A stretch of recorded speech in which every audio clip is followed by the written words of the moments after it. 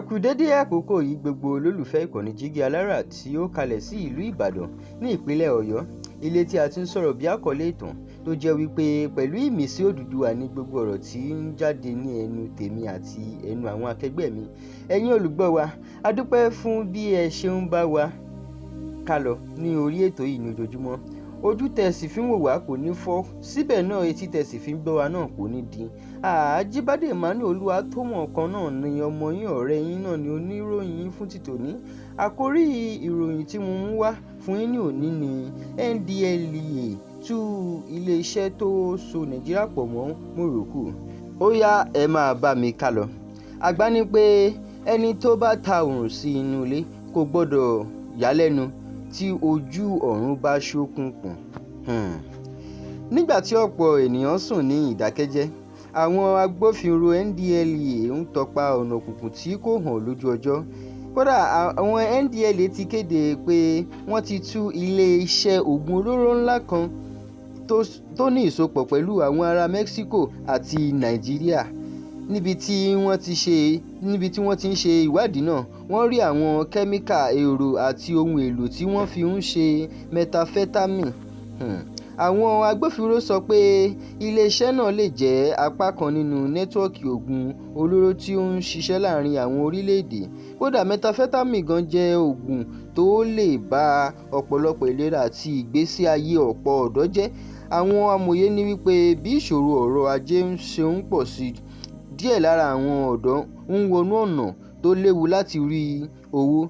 Ṣùgbọ́n àwọn míì ní pé ìṣòro kò gbọdọ̀ di àlàyé fún ìparun ọjọ́ ọ̀la.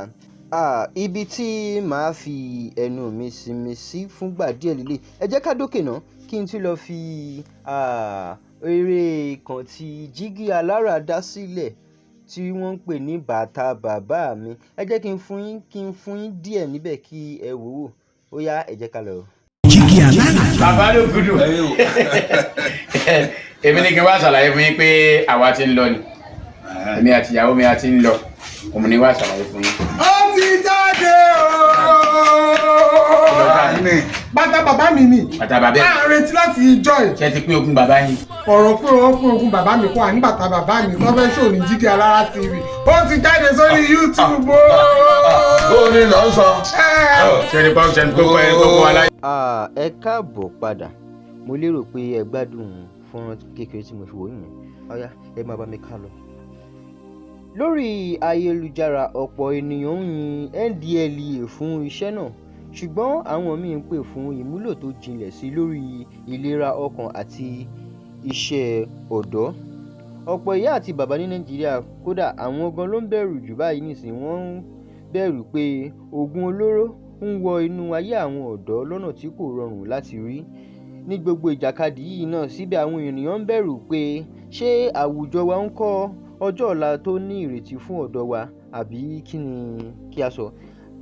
Ṣebí àwọn àgbà náà ló tún sọ pé igi tí a kò bá tọ́ ní kékeré yóò ṣòro láti tọ́ nígbà tí ó bá dàgbà. Láti inú òkùnkùn ayé, a máa ń wá ìmọ́lẹ̀ inú ìròyìn fún yín. Èyí ni Jígí Alára 24. Ẹ forúkọ yín sí ìkànnì wa, ẹ fi ọ̀rọ̀ yín sílẹ̀, ẹ sì pín ìtàn yìí.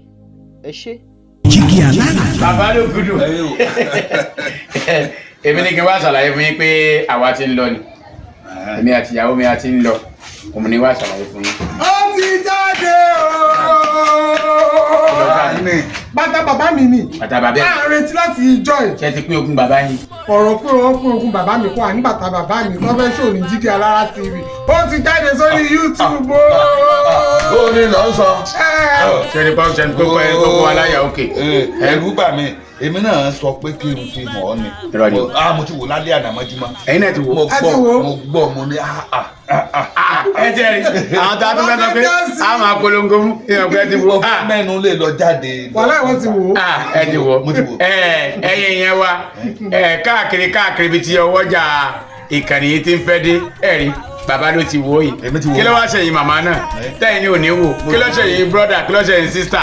ẹ lọ wo bàtà bàbá mi ó ti jáde ó ti wà ní Jígí Alára TV báyìí ẹ lọ wo ẹ wo bàtà bàbá mi tá à ń wí kí ló ṣẹlẹ̀ sí bàtà bàbá mi ta ló jogún bàtà bàbá mi kí ló ṣe bàtà bàbá mi gangan ẹ wo ẹnu ọgbà ròyìn o Jígí Alára ni ẹ ti lọ wò. bẹ́ẹ̀ni o bàtà bàbá mi ó ti jáde o sórí ìkànnì Jígí Alára TV ẹ wo mo fẹ́ kẹ́ wo kẹ́ subscribe kẹ́ comment kẹ́ ẹ wo ọmọ àtúntò sí ayé rẹ rọ.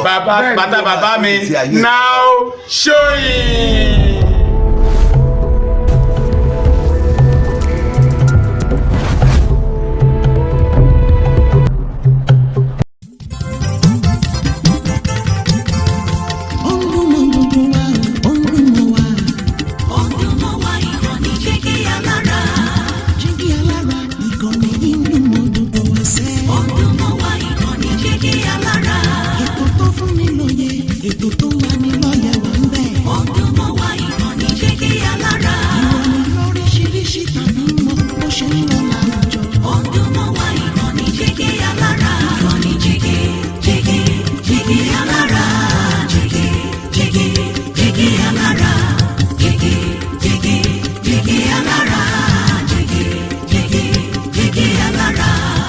Ìkànnì Jígí Alára 16 bàbá gbogbo.